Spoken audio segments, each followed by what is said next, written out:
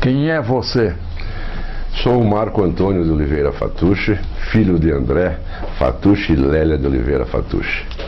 Nasci em Ponta Grossa em 19 de novembro de 45 e lá morei fazendo os meus estudos iniciais até o ano de 1960, quando vim a Curitiba para cursar o científico e fazer a faculdade.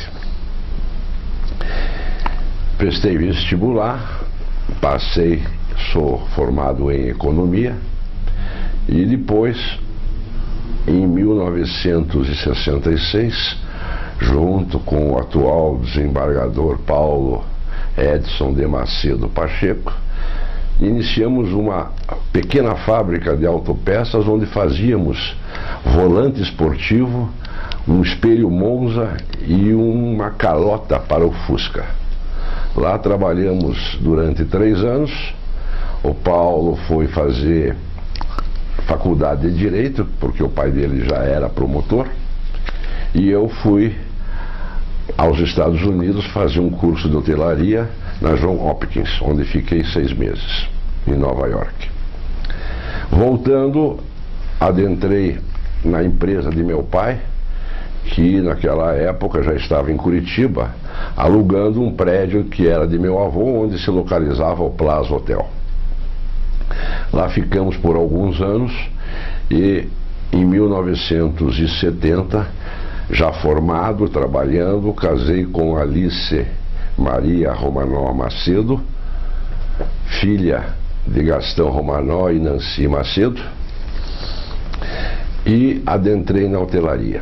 Em 1972, o então hoteleiro Clóvis Bismara, proprietário do Clímax Hotel, montou uma chapa para concorrer ao Sindicato de Hotéis, Restaurantes, Bares e Similares de Curitiba, na qual vencemos. Eles como presidente, eu como secretário e o Laufran Villanueva como tesoureiro. Um ano após, Clóvis veio a morrer. E, naquela época, em plena ditadura, o delegado de trabalho, general Massa, nos chama lá e obriga. Eu era um garoto, estava com 23 anos para 24, me obriga a assumir a presidência do sindicato, pois a legislação naquela época assim o exigia. Eu não queria, pedir para que fosse feita a nova eleição, ele não aceitou e acabei eu completando os primeiros 2 anos de mandato de Clóvis Bismara. Gostei, me recandidatei e por lá fiquei 19 anos. Entreguei o sindicato para o meu colega e primo Nilton Migliosi, que depois entregou para o João Maria e assim sucessivamente até por 20 anos e ficou o Emerson Jabbour. Nesse período eu fui convocado no ano de 2000 para ser o primeiro presidente do Convention Bureau de Curitiba, uma antiga reivindicação da hotelaria e do empresariado do trade turístico, para que se vendesse a cidade através de um bureau informativo e de captação de novos negócios para o turismo em nossa cidade.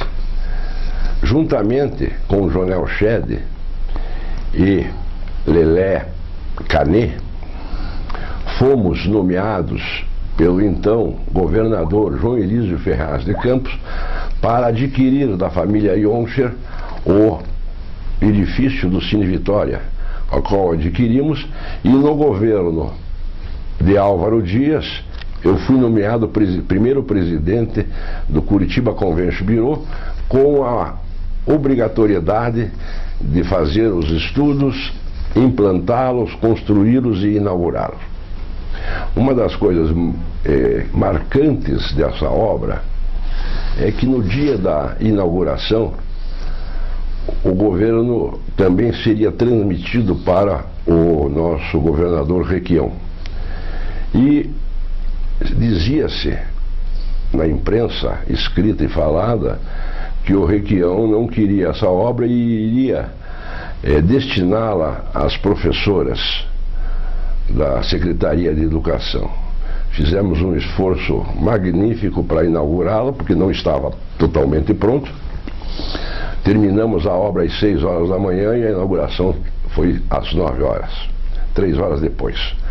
Basta dizer que depois de todo o pessoal de governo e autoridades terem saído, o granito onde se localizava a placa inaugurativa estava mole e ficou todo fora de nível. Levamos 4, 5 dias para colocar aquilo tudo em ordem. Nesse interim, o governo do Requião nos chama e diz que nós seríamos a empresa piloto, empresa de companhia mista, que não teria mais auxílio do governo. Nós tínhamos que andar pelas nossas próprias pernas. Não tínhamos quadro funcional, não tínhamos verba e estávamos começando. E não estava totalmente pronto ainda o centro de convenções. Foi uma luta. Eu, minha diretoria, composta de mais 2 pessoas, fizemos e fomos indo devagarzinho, com vales dados por nós. Nós pagávamos a segurança noturna para que não fosse roubado todo aquele patrimônio. E foi indo, fiquei 4 anos, aí passei a presidência para o meu caro colega José Maria Bujanra, hoje diretor-presidente da Rede Mabu, que tocou e hoje continua lá. Não é o melhor dos centros, mas é um centro que atende a uma faixa muito grande de pessoas que não podem fazer seus congressos num centro maior, mais equipado, porque custa caro. E lá é um centro muito bom, central, onde todos os participantes, os convencionais, têm condições de vir da rede hoteleira a pé, sem gastar nada, passeando pela cidade, fazendo shopping, porque a definição de shopping, não sei se vocês sabem, se forem no Aurélio, shopping é olhar vitrine. Não é comprar, é olhar a vitrine. E daí o impulso de compra faz com que isso movimente o comércio.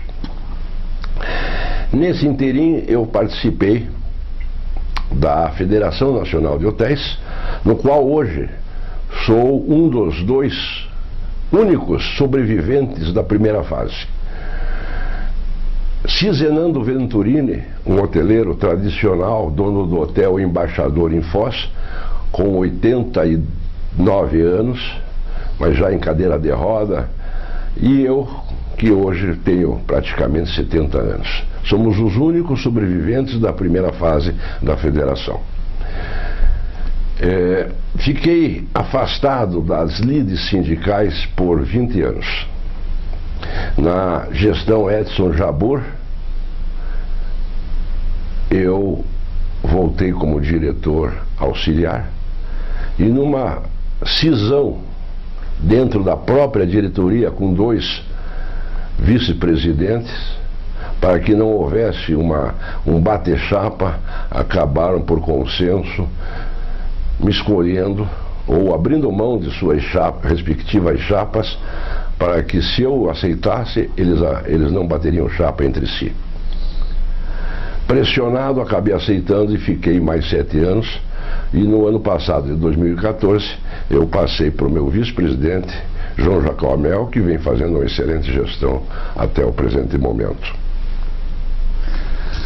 E da hotelaria, você como proprietário de hotéis, como foi essa vida? Vou entrar lá.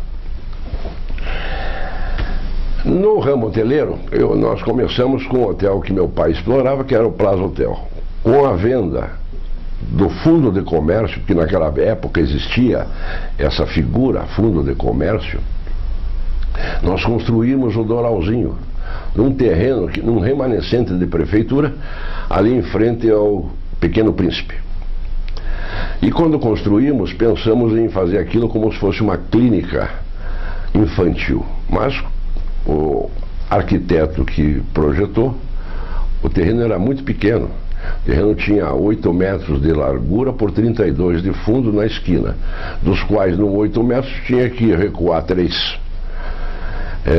Ele fez um corredor muito estreito, de 1,20 m, que eram as posturas da época, mas as macas não entravam dentro do quarto. Vários médicos visitaram para adquirir ou alugar, mas não foi possível. Aí um espanhol que trabalhava com cozinhas industrial nos deu a ideia de fazer um hotel. Nós pusemos um elevador e abrimos.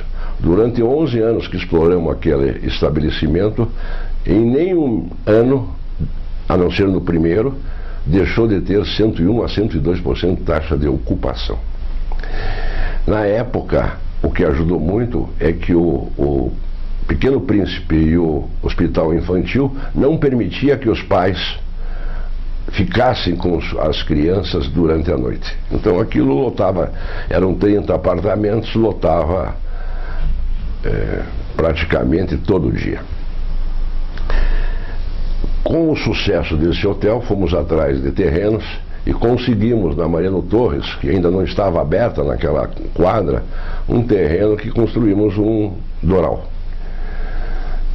Primeiro bloco com 80 apartamentos, depois conseguimos comprar o terreno do lado e fizemos mais 50 e fomos com ele até 2011, no qual vendemos para um grupo paulista.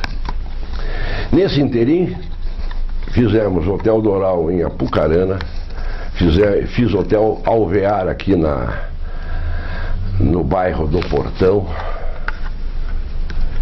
Compramos o terreno em Foz do Iguaçu, que somos proprietários até hoje, na Estrada das Cataratas, com 15 mil metros. E tenho, com o falecimento de meu pai, 20% das ações do Hotel Del Rey. Os filhos cresceram, sou pai de 3 jovens rapazes, André Fatucci Neto com 43 anos, advogado formado, Rodrigo Romanoff Fatucci com 40 anos, engenheiro, mas trabalhando no ramo de seguros, hoje é diretor do Grupo Servopa, e Rafael Fatucci, que toca um empreendimento nosso, um parque de diversões chamado Motel Oasis. Nenhum deles quis continuar com os nossos negócios. Então fomos nos desfazendo, vendendo, e hoje eu só tenho o parque de diversões e as 20% das ações do Hotel Del Rey. E agora uma vida social. Você teve uma atividade muito grande como presidente do Clube Curitibano. Aliás, uma vida muito gratificante para a sociedade e para o próprio clube. No ano de 88, eu fui convidado, na realidade 87, pelo então candidato à presidência Fabiano Campelo, para formar uma chapa com ele, e eu estava terminando na época o Hotel Doral Apucarana, um prédio com 14 andares, e eu dizia a ele assim: eu não posso estar em Curitiba porque eu estou terminando o hotel e tenho que inaugurá-lo. Nesse interim, alguns associados, procuradores, entraram com uma representação, porque o Fabiano era conselheiro do Tribunal de Contas, e ele foi obrigado a renunciar à presidência sem nunca ter participado um dia da presidência efetiva do clube. E o vice-presidente dele era Ricardo Cravo, meu dileto amigo de muitos anos, já falecido, e que permaneceu e fechou os 3 anos de mandato iniciais do Fabiano Campelo. E não quis reeleição. E entre os seus pares, eu fui honrado com o apoio dele para que eu fosse presidente. Meu pai, André Fatucci, era um grande festeiro e me obrigou a aceitar essa incumbência. E eu dizia: pai, não posso, estou trabalhando, os filhos estão crescendo. Eu disse: não, eu te dou uma verba mensal. Pai, não dá, cada baile é 4, 5 mil reais um vestido. Não se preocupe, você tem que ser presidente. Então eu fui presidente graças a meu pai. E fui eleito e comecei no primeiro dia eu cheguei numa segunda-feira, depois da posse, Eu cheguei do clube, 1h30 da tarde, disse, ó, vou dar uma passadinha para olhar, ver como é que tá, vou trabalhar e depois eu volto. Nesse primeiro dia eu saí à meia-noite do clube. Às 3 horas da tarde me entra o secretário Adoc, que era um funcionário nosso, profissional, dizendo que eu tinha que ir no Bamerindos, que era numa casa nossa na esquina, para assinar uma nota promissória para eles poderem nos adiantar a folha de pagamento que se daria nesse mês de janeiro, no dia 20, a cobrança. E nós estávamos no dia 8. Ano 1990. Aquilo me apavorou. Cheguei em casa, falei para minha esposa, eu não vou assinar nada. E o gerente do banco exigiu que fosse eu e ela, os avalistas do título. Aquilo me apavorou, mas no dia seguinte lá fomos e assinamos. Aí começou a grande luta da reviravolta do Clube Curitibano. Começamos a pedir estudos, balancetes, e vimos que tínhamos quase 2.000 associados que não pagavam mais mensalidade. Não por culpa deles, por culpa do próprio clube, que não cobrava. Teve um associado que devia 12 anos. E quando ligamos a ele, ele disse, eu não tenho dinheiro, mas eu me proponho a dar 2 fax Panasonic 0 km para vocês, para quitar meu débito. Lógico, aceitamos na hora. Esses 2 fax são os únicos 2 fax que o clube tem até hoje. Isso já se passou 25 anos e funciona perfeitamente. Um na sala da presidência e outra na secretaria. E assim foi. Cada fato que ocorria produzia uma reação em contrário. Como cobrar desse pessoal? Inventamos uma tal de carteira social colorida. Ela mudava de cor de 3 em 3 meses. Ou seja, começamos a fechar as portarias. Broncas homéricas recebemos, inclusive de diretores nossos que não queriam apresentar a carteirinha. E eu obrigava que apresentasse, porque eu apresentava. E ninguém era melhor que o presidente. Fomos indo devagarzinho, quando veio aquela fatídica medida do Collor e da ministra Zélia Cardoso de Mello, que nos pegou todo o nosso dinheiro. Isso já era março para abril. Nós já estávamos respirando, o clube já estava respirando. O que fazer? Tínhamos um crédito, uma moeda podre. Foi quando me deu a primeira taquicardia. Porque nós tínhamos 300 funcionários, 320 funcionários, sendo dos quais 300 ganhando salário mínimo. E nós não tínhamos dinheiro para pagar. Essa aqui é a grande realidade. Fomos nos virando e daí surgiu a ideia, porque essa moeda podre poderia ser transacionada em créditos com outras empresas. Foi quando nós inventamos, graças a uma ideia do nosso diretor Lincoln Tarquínio, que passando por trás daquela curva ali do Poti, era a antiga biblioteca. Pô, por que nós não fazemos? Isso aqui está horrível. Por que não fazemos aqui um salão? Fizemos estudos com vários arquitetos e uma arquiteta jovem, arquiteta de interiores, Silvana Coelho, foi o projeto que mais nos impressionou. E fizemos o primeiro salão, que é o Salão Rosa. Sucesso total. Aprendendo o caminho, vamos fazer o Salão Azul. Este Salão Azul foi algo fabuloso. O salão era bonito, mas passou-se a época daquele concreto aparente. Recebemos até uma ameaça de processo dos arquitetos anteriores, mas já tinha passado 30 anos do projeto, já tinha caído em domínio público, e a inauguração do Salão Azul foi algo fantástico. E naquela abóbada onde hoje tem aquele lustre império, não era para ter um lustre, era só uma abóbada com várias luzes. E aquilo, coisa de patrício que gosta de ostentação. Fomos a São Paulo, na maior fábrica de lustres desse estilo, e não conseguimos que eles fizessem o lustre. Contra a vontade da arquiteta. A arquiteta passou um mês sem falar comigo. E procuramos de toda maneira, não houve condições. Descobrimos que aqui em Curitiba tinha uma pequena metalúrgica que fazia pequenos lustres. Fomos lá e conseguimos com que eles fizessem. Mas nós não tínhamos o cristal Strauss, que é aquele cristal facetado que dá aquela coloração dourada.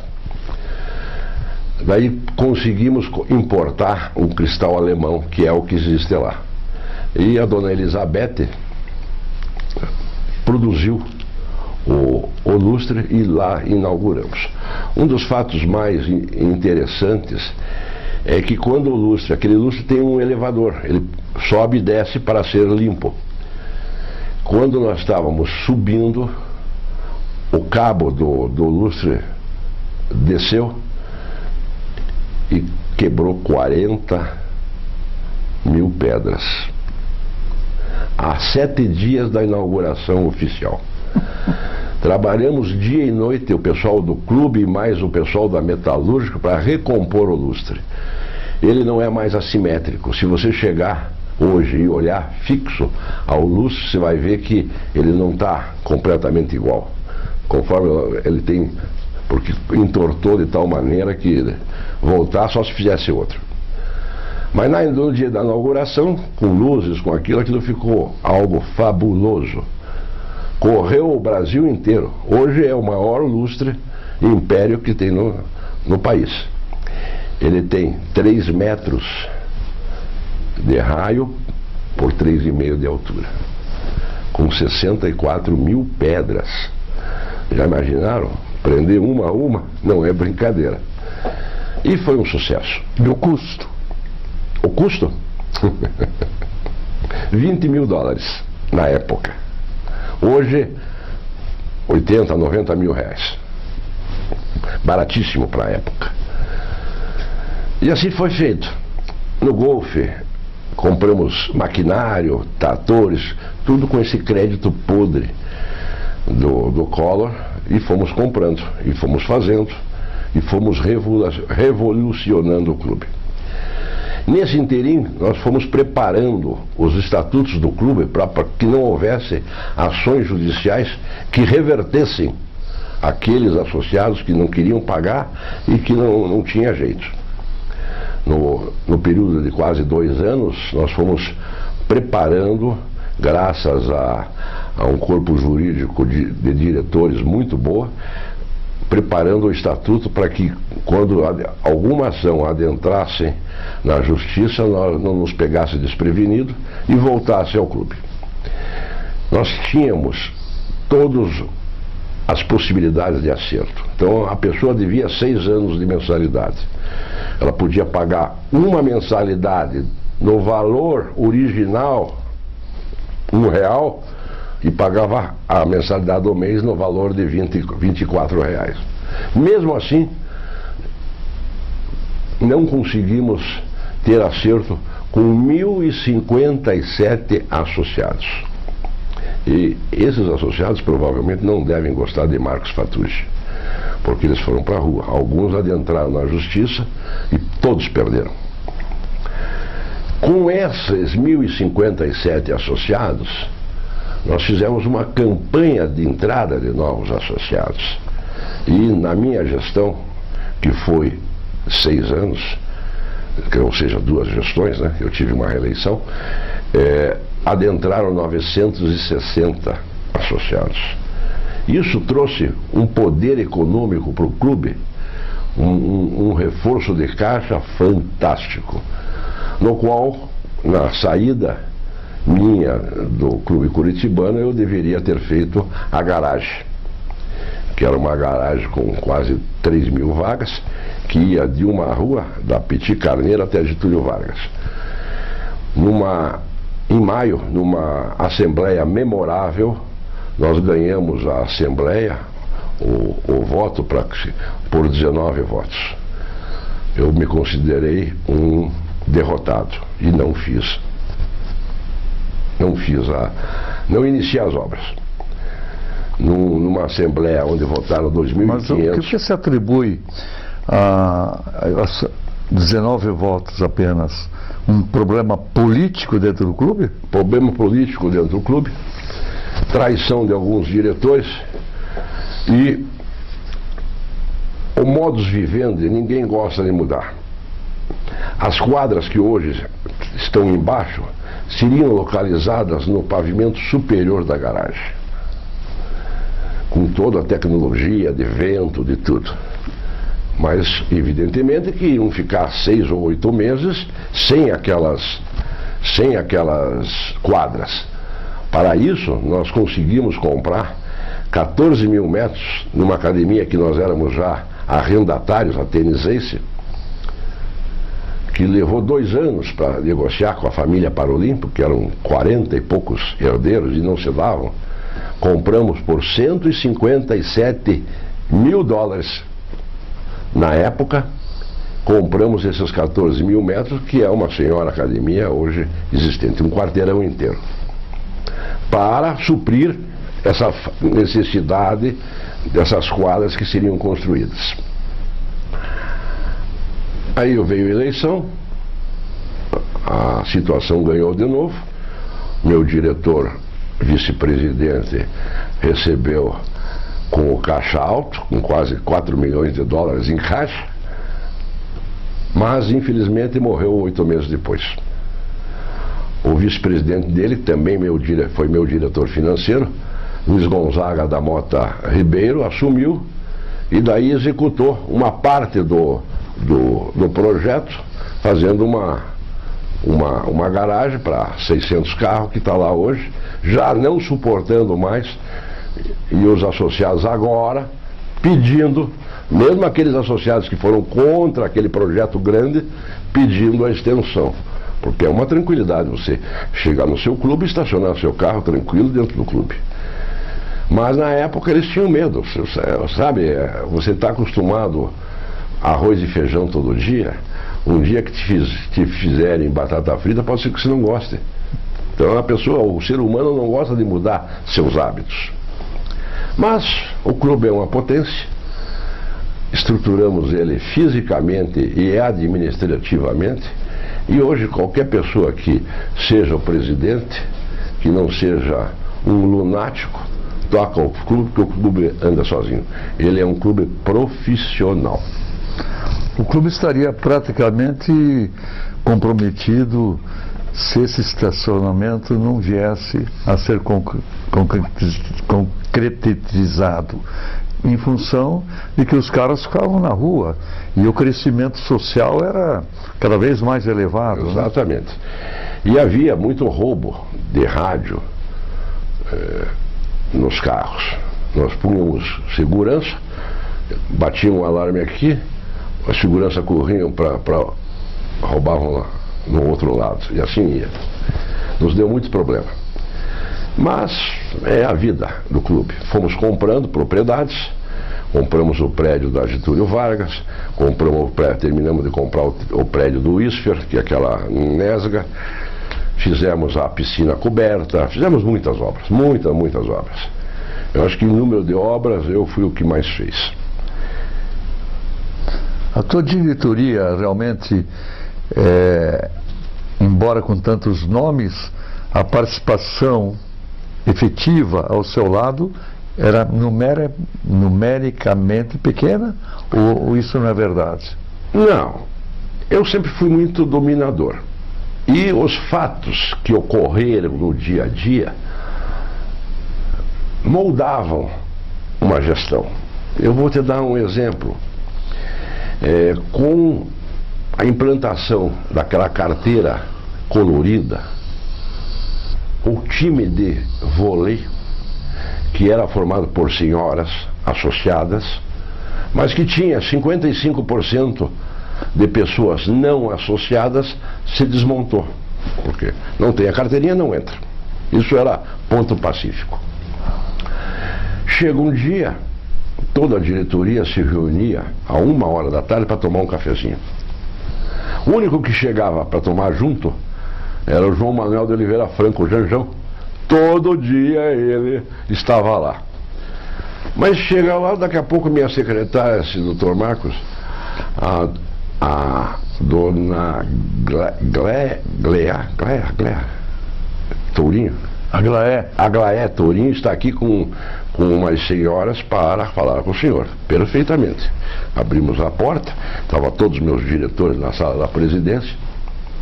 Quando eles viram aquela mulherada, umas 30, sabe quando o rato desaparece? Desapareceram todos os meus diretores. E eu, todos saíram da sala e eu não sei do que foi. Só fiquei eu. Eu, a Regina, que é uma funcionária nossa, que era secretária da presidência, que está lá há 40 anos, a Regininha, conhecida como Regininha, e entra essa senhora com uma das filhas, a Zilioto, e me dava de dedo. Me esculhambaram, mas quem era eu para proibir o time delas de adentrar o clube? E eu escutei, porque elas iam já iniciar uma campanha para montar uma chapa. Eu me lembro como se fosse hoje. Regina, vai na secretaria e me pega uma listagem de sócio. Era um catatal assim com umas 400 folhas. Ela trouxe em 5 minutos e elas falavam, eu não argumentei nada. Está aqui, é um prazer que vocês comecem a trabalhar. Mas as moças só vão entrar, passei proposta de sócio, se os maridos entrarem de sócio. Acabou-se a moleza aqui. Isso produziu duas coisas. Primeiro, o presidente é o reizinho. Ele manda e não quer conversa. É verdade. Eu mandava e não queria conversa. Segundo, vi que meus diretores não me davam respaldo. Todos, mas 8 ou 9 diretores na época, desapareceram quando as mulheres estavam lá. Eles não vão gostar quando verem esse depoimento, mas essa é a pura verdade. E a memória é a verdade. É verdade. Na parte cultural, você teve uma atividade muito grande. Tive, porque o cinema, iniciou-se com o Heron Trindade como diretor cultural, e o clube estava acéfalo, o clube não fazia nada. E ninguém tinha peito nem cara de fazer alguma coisa, porque mas aquele é diretor do banco, eu não posso fazer porque eu preciso daquele banco. Ninguém fazia nada. Eu não tinha nada. Eu respaldo financeiro, eu não dependia de governo. E se vamos arrumar o clube. E arrumamos. Essa aqui é a grande verdade. Arrumamos. Hoje é uma tranquilidade tocar o clube. Luiz, se você quiser ser presidente, é uma beleza hoje. Mas lá, no 3º ou 4º dia, eu de presidência, eu ia almoçar no refeitório dos funcionários. Os caras não sentavam na mesa. Eu queria ver o que eles estavam comendo. Porque nós estávamos gastando. Já que vamos gastar, eu gosto de cozinha. Comecei a melhorar, pôr um suco. E eu fui pegando quem para o meu lado? A base, o alicerce, os funcionários. Tem funcionário que está se aposentando lá, que quando eu adentro no clube, eu vou pouco no clube hoje em dia, vem correndo, me abraçar, me dar beijo. É impressionante. Eu consegui captar deles uma admiração muito grande. Não tínhamos dinheiro. Tínhamos um grande mestre de obra, um italiano grosso, que construiu a sede. A idade faz com que a gente vá esquecendo os nomes. Puxa vida, daqui a pouco eu me lembro o nome dele. Este cara, ninguém se dava com ele, presidência nenhuma. Porque os caras queriam impor para ele. O Turquinho aqui é inteligente. Eu chegava para ele e dizia assim, puxa vida, se você não acha que aquela parede lá tinha que ser de outra cor, eu dava para ele o poder dele decidir. Fiz isso durante 5 anos. O cara fazia tudo o que eu queria, a custo praticamente zero, porque eram 40 funcionários de manutenção, pedreiros, grandes profissionais. Todas aquelas obras nós fizemos, com exceção de serviços que nós não tínhamos, gesso, todos nós mesmos fazíamos. Os terceirizados não era possível, mas o cara era fantástico, fantástico, está vivo até hoje. Essa sua dedicação diuturna, noturna ao clube, realmente prejudicou outras atividades profissionais da hotelaria da época? Enquanto o papai estava vivo, não, porque ele, digamos assim, assumia aquela parte que eu não podia fazer. Com o falecimento dele, em 93, que eu fui até 96, quer dizer, aí prejudicou, realmente prejudicou. Porque se você quiser fazer uma gestão realmente perfeita, você tem que se dedicar. Na época de baile de debutantes, que é uma coisa que dá muito trabalho, eu chegava às 7h30, eu sempre fui de acordar muito cedo. Hoje em dia eu acordo, estou velho, eu acordo 6 horas da manhã. Mas eu chegava às 7h30 da manhã lá e saía às 5 horas da manhã, do dia seguinte. Minha esposa levava durante o dia smoking, camisa, sapato, eu tomava banho lá mesmo e continuava.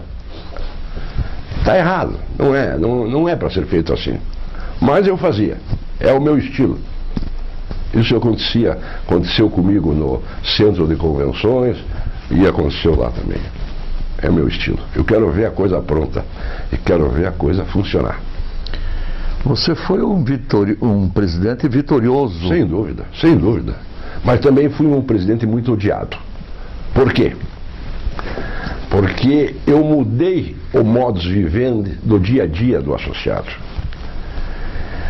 Nós tínhamos um problema seríssimo, que o pessoal do tênis jogava tênis, tinha lá 50 jovens pegando bola e ninguém queria pagar. Chegou um determinado dia, recebemos uma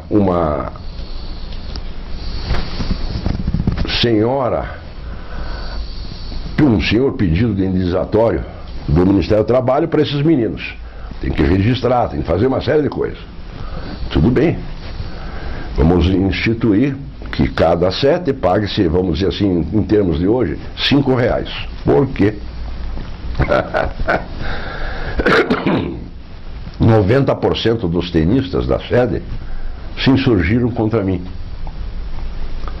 A vida inteira eles jogavam tênis tinha tenista que pegava 2 boleiros, um para a quadra do lado de cá, um para a quadra do lado de lá, de graça. Mesma coisa aconteceu com a sauna. A sauna era muito precária, a nossa sauna. E o meu diretor de sauna, na época, me pedia para investimentos. E para arrumar, a sauna custava, se não me falha a memória, R$1, ou um cruzeiro novo, eu não me lembro qual era a moeda, mas como se fosse R$1. Disse, bom, e tinha que passar para 2, dobrar 100%, para cobrir os custos. Não é justo que você, que nunca fez sauna na vida, vá subsidiar um associado que faça sauna. Cada departamento tem que ter o seu custo. Tem um departamento que o clube tem que investir. Esse o clube investe. É o social. Porque 60% do associado é social, não faz esporte. Então tem que ter uma vida associativa e o clube tem que investir nesse departamento. O resto, meu amigo, os departamentos têm que ser autossuficientes. Se um mês não é, o clube cobre. Mas no outro mês tem que voltar a ser. Senão é uma loucura. Se não vira clube de futebol, vira um Paraná Clube que está aí indo para o Beleléu com um patrimônio maravilhoso que tinha, má gestão. Estão perdendo agora, inclusive, a sede da... Vai para leilão a sede da Kennedy. Aí, isso feito, fechamos a sauna para a reforma. Ah, mas só pode ficar 15 dias. Não. E daí, desembargadores, promotores que tinham lá. Vamos trocar os armários, fazer isso. Daqui a pouco tinha lá 20 armários que ninguém vinha abrir. Então faz-se a comissão, abre-se com testemunha, fotógrafos, assim, a todo o material, blá, blá, blá. Num dos determinados armários, tinha uns 300 sabonetes sem uso, 10 sandália havaiana e 5 pincel de barba, de pelo de carneiro, porque eles não aceitavam nada outro. Custava caro, nós punhamos lá 12, numa sexta-feira, 12 pincel de barba, no sábado à tarde só tinha 5. Desaparecia, o pessoal levava para casa. E daí quiseram me enfrentar, eu deixei a sauna fechada 8 meses. Aí eles tinham que ir no Mabu, tinham que ir no Lancaster, e pagavam na época R$12. Fizemos, abrimos a sauna, beleza, maravilha, mas peguei uma bronca grande com alguns associados ditos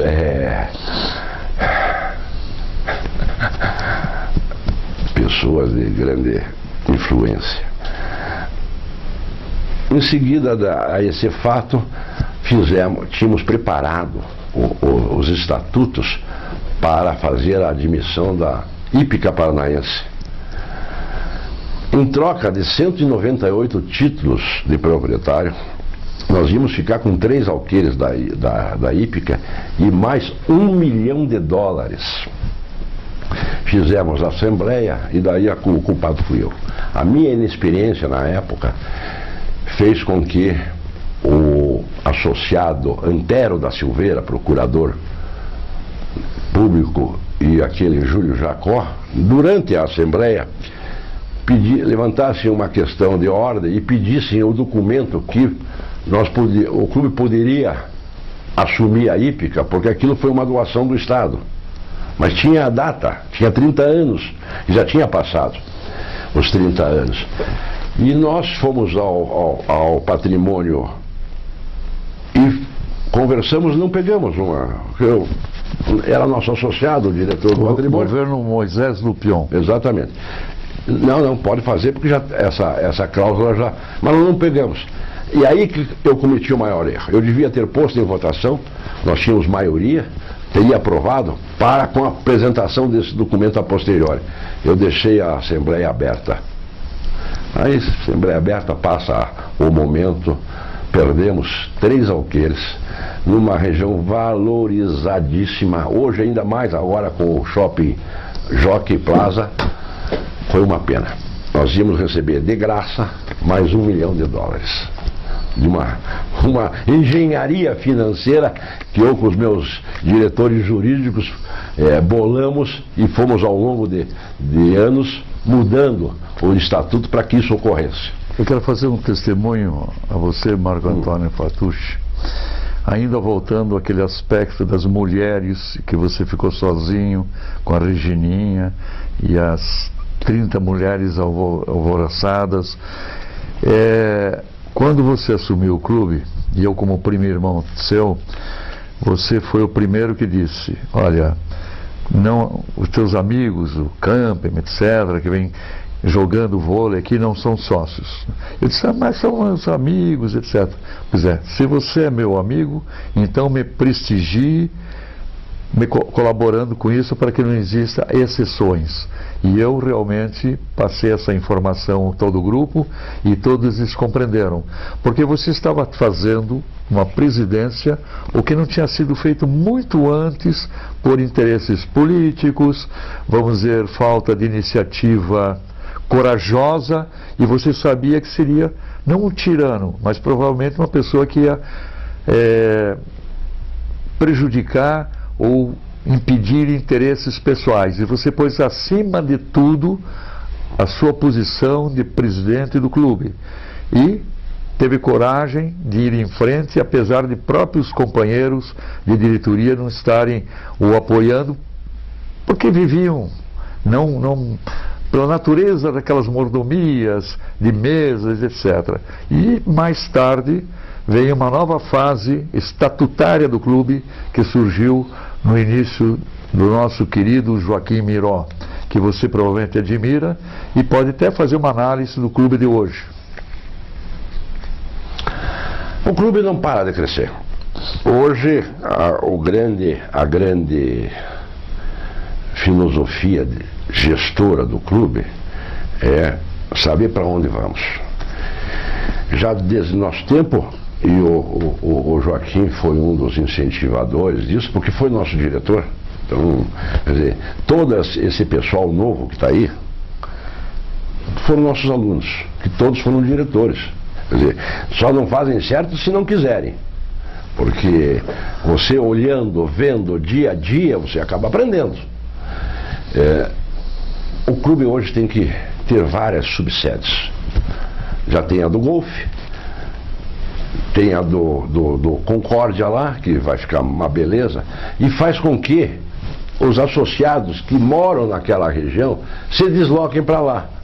Venham para a sede social só em grandes eventos. Isso é o futuro do clube. É o futuro, sem dúvida nenhuma. É uma pena que eu me bobeei e não aprovei a hípica, porque todo aquele pessoal que mora no Jardim Social e imediações estaria fazendo esporte, estaria fazendo e aliviaria a carga aqui. Para te dar uma ideia, nós temos hoje 2.800 associados que frequentam o clube diariamente. Ou seja, 2.800 títulos, a família. Se tiver 3.000, já não tem onde se mexer. 200 a mais, porque cada título representa 3 pessoas. Não tem onde ficar. Não tem. Aumenta um pouquinho o poder de absorção nos meses de verão, por causa da piscina, que agrega muita gente que ficam ali. Mas fora disso, meu amigo, é problemático. E dos clubes que você, no Brasil, que você conhece, por vários convênios, participações, o Clube Curitibano é realmente um dos maiores complexos sociais da América Latina? Sem dúvida, sem dúvida. Clube Curitibano e também, que faça-se jus, o Santa Mônica Clube de Campo. São os dois maiores. São os dois maiores.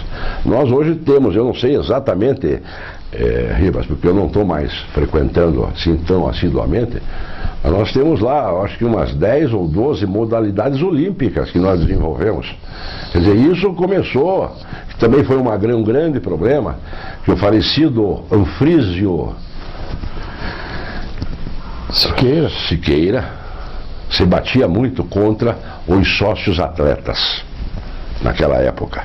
E naquela época usava-se o clube anterior a nós como cartão de visita. Você queria aumentar o teu limite bancário, você dava uma carteirinha pro gerente do teu banco e para os familiares, como se fosse atleta. O sócio atleta sempre deve existir. Ele é um ícone, ele tem que ser o melhor, porque ele vai fazer com que a juventude queira imitá-lo. Então ele é um chamariz, mas não da maneira que estava. Então você é meu amigo, ou meu primo, mas não é sócio do meu clube. Mas o teu filho não é um atleta de competição, mas quer participar da natação. Se me pede, eu pego e te dou uma carteirinha. Se passa enquanto eu estiver na minha gestão. Isso tinha milhares, tinha mais de 1.000. Não é por aí. Pague-se o sócio atleta. Eu sou dessa opinião. Se o cara é o melhor, pague, dá um salário. Mas ele vai puxar uma série de jovens e vai formar os nossos futuros sócios atletas. E o Marco Antônio Fatucci, na sua vida, além na parte esportiva, o Curitiba Futebol Clube, que você foi conselheiro, como foi sua participação, né? Veja, eu fui convidado pelo quando nós participamos pelo Marcos Auer numa memorável eleição contra o Evangelino para fazer parte da chapa dele. Fizemos campanha, fomos à eleição e perdemos a eleição. Perdemos porque o nosso diretor jurídico da época, e por uma incongruência estatutária do tempo ainda do Arion Cornelsen, falecido Arion Cornelsen, meu padrinho de casamento, tinha, ele numa determinada época, para vender cadeira cativa, você comprava uma cadeira cativa, você era sócio do clube. O que ocorreu? O Evangelino era um homem querido, com todos os prós e contras, ele era um homem querido, tanto pelos coxa branca como pelos atleticanos. E começou a aparecer no dia da eleição, e como era uma cadeira cativa, não tinha mensalidade, começou a aparecer gente com carteirinha, inclusive o falecido Aníbal Cury. Carteirinha, porque era proprietário de uma cadeira cativa, então era sócio, sem pagar, sócio remido, mas tinha direito a voto. Aí foi feito, na hora parou-se lá, foi feita uma urna especial para esse tipo de associado. E o nosso diretor jurídico da época, depois de terminada a eleição, permitiu, não poderia nunca ter permitido, porque a gente olhando, a gente via amigos nossos, atleticanos, que vinham votar, não em nós, vinham votar no Evangelino.